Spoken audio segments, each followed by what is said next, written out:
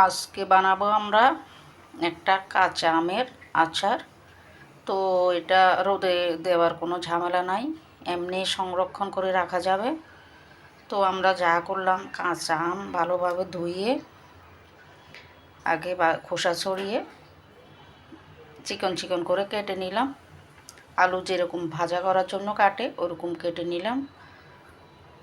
কেটে নিয়ে তো এখানে দিয়ে দিলাম লবণ, মরিচের গুঁড়া, চিনি, আর আমি একটা মশলা বানিয়ে নিলাম। এই যে মশলাটা এখানে দিয়ে দিলাম শুকনো মরিচ, জিরার গুঁড়া, মরি আছে না জিরার মতো মরি সবগুলা তেলে বেটে মশলা বানিয়ে নিলাম। তো দিয়ে দিলাম 1 চামচ আমার বানানো মশলা। এবার দিয়ে দিচ্ছি একটু সিরকা বা ভিনেগার কিন্তু দিতেই হবে, না হলে গন্ধ হয়ে যেতে পারে। তো এবার সবগুলো ভালোভাবে মেখে নিব, একসাথে করে নিব।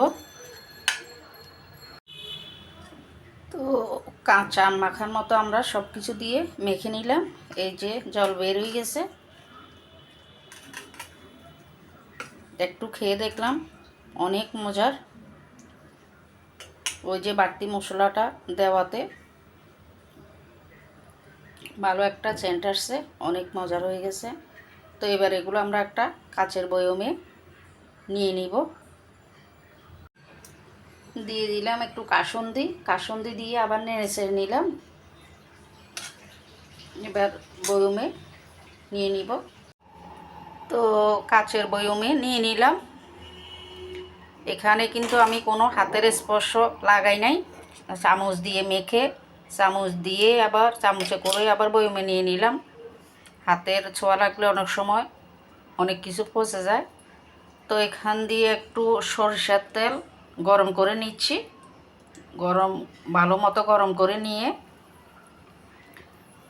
আচারের উপরে ঢেলে দিব। তরকারিতে যেরকম ফোড়ন দেওয়া হয় ওরকম আচারের উপর দিয়ে ঢেলে দিব। তো গরম তেল দিয়ে দিচ্ছি।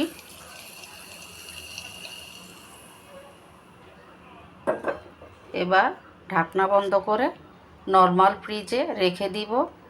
যাদের ফ্রিজের ব্যবস্থা নাই আপনারা রোদে দিয়ে রাখতে পারেন, শেষ হওয়া পর্যন্ত রোদে দিলেও থাকবে। তো আজকে পর্যন্তই।